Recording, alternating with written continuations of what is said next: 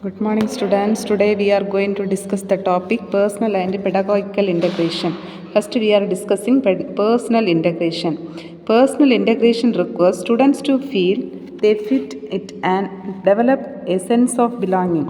It is the best achieved through promoting widening participation in a supportive learning environment. Practical steps could involve providing personalized support to students, particularly in the earlier stages of their course, promoting a student's positive identity and nurturing self belief.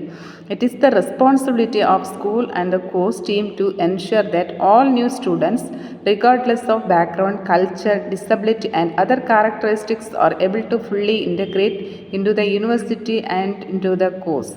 Personal integration of all first year students is best achieved through proactively and positively promoting widening participation in an inclusive learning environment. Then next we are discussing pedagogical integration. The idea of integrating the pedagogical process was raised when the overwhelming stock of knowledge accumulated by philosophical science could not be stored within one branch of science. Furthermore, it is resulted in the split of different branches of knowledge from philosophical science. Pedagogical integration deal with the extent to which teachers use examples and content from the variety of subject, content, and group to illustrate key concepts, generalizations, and issues within their subject areas or discipline.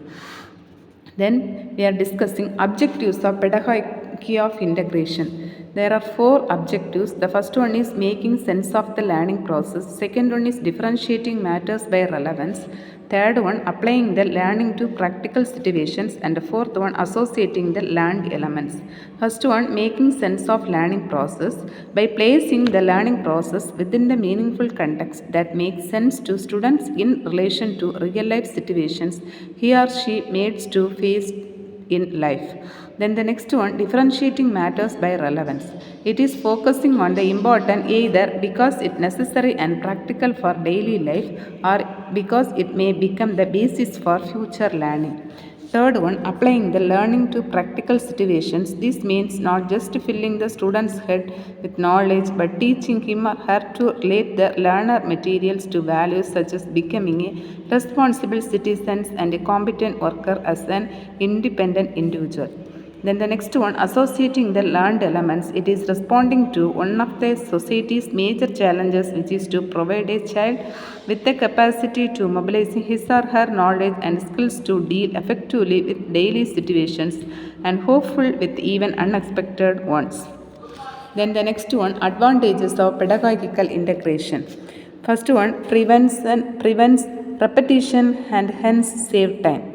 Then next one, facilitate transfer of knowledge and thus enabling reinforcement and understanding. Then the next one, bring relevance, freshness and interest in teaching, learning environment. This makes for sustained learning. Then the fourth one, encourages student-centered approach. That means the group work. Students encourage group work activities. Then the next one, enhances communication. That means people-people communication, people-teacher communication, teacher-teacher communications. Then the next one, facilitates the inclusion of real-life situations. Then seventh one, encourage more collaboration in the planning of skills-oriented activities.